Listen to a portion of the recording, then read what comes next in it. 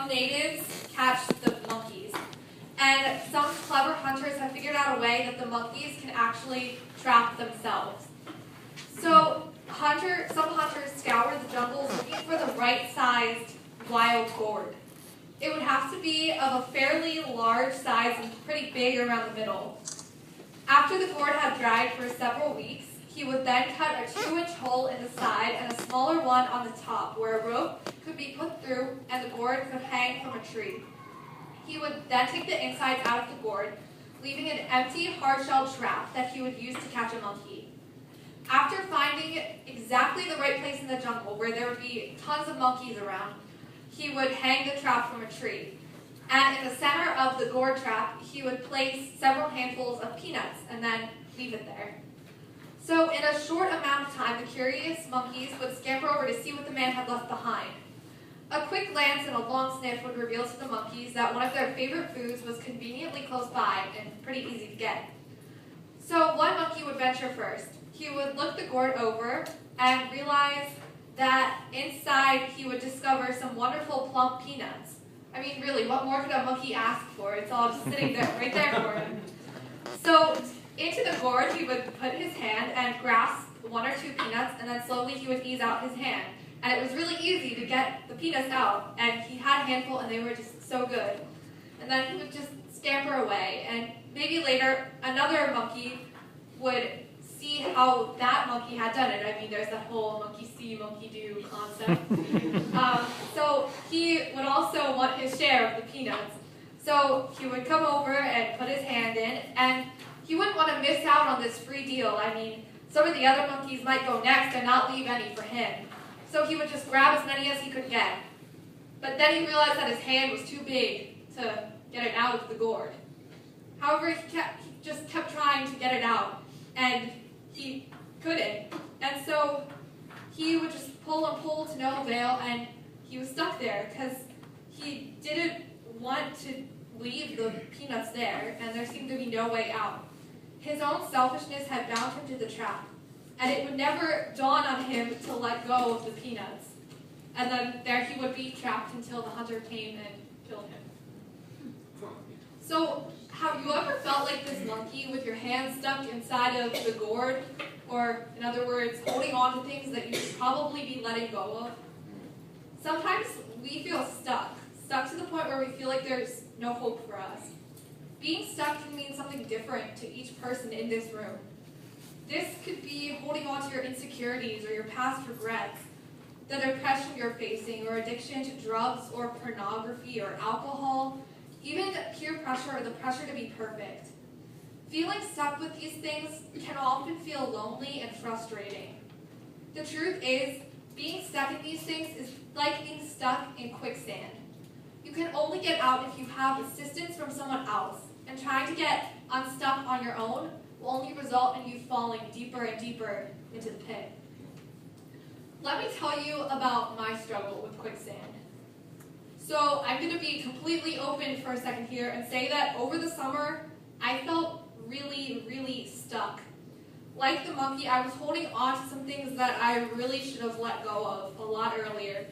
And the 2 main things that this consisted of were past regrets along with feeling really depressed.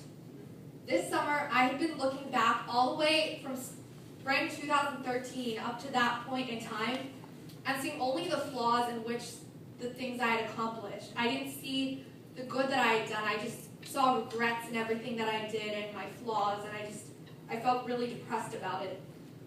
And this, along with me starting to come out of that place of feeling depressed, caused me to feel so stuck in the moment that I was in. At that point, I had strayed so far from God that I saw no way of coming back to Him without letting go of all my regrets. But then there was always that problem that I was kind of far from God, and I couldn't really get over those regrets and the depression without His help. So all of these things just made me more sad, even the imperfections that I saw in myself, and that caused me to get really distracted from God. Think about how this could relate to you for a second. Have you ever felt stuck? Do you still feel stuck? When we begin to fall into these sticky situations, which we are often faced with in life, we tend to stray from God because it's so easy to get distracted when there's all of your flaws to focus on instead of God. However, straying from Him isn't going to work because He's the one that's there to help us get out of our sticky situations. A lot of times the reason that we stray so far and that we feel so stuck is because we feel like the things that we've done are going to make God not love us. But that is so not true, because no matter how bad we screw up, God is never going to stop loving us. Nothing that we ever do can make God decide to just stop loving us. He is never going to be like the hunter in the story about the monkeys. He is not going to hurt us during our difficult situations. Instead, He is always there on our side, ready to help us get unstuck from whatever situation we're facing.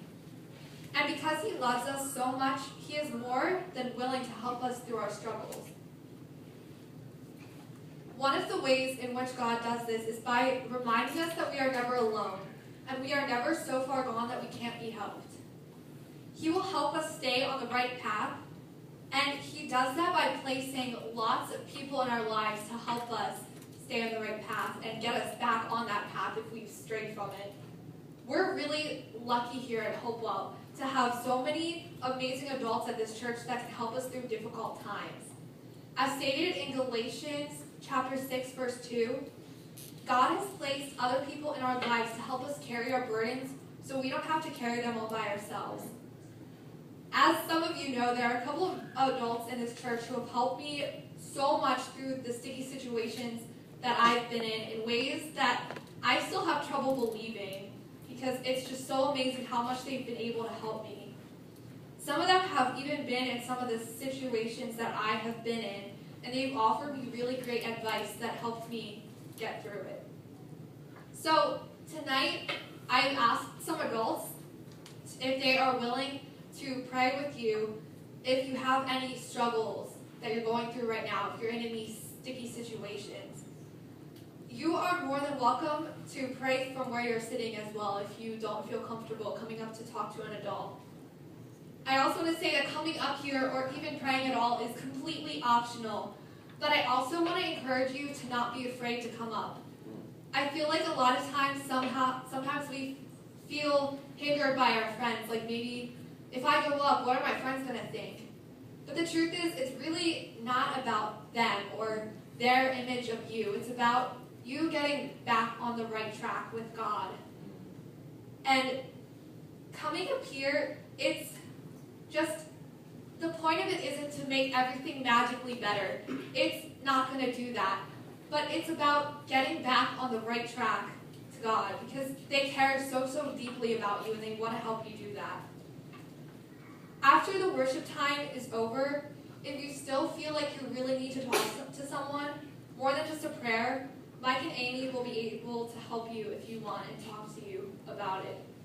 So I'm definitely not saying that a prayer tonight is just going to magically fix everything. I can promise you from my own experience, it's not that easy.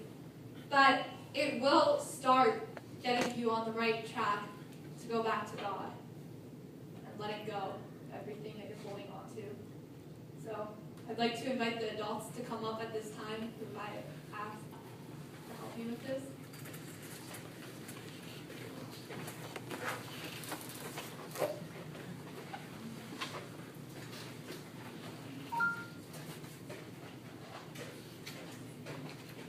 So please feel free to come up if you so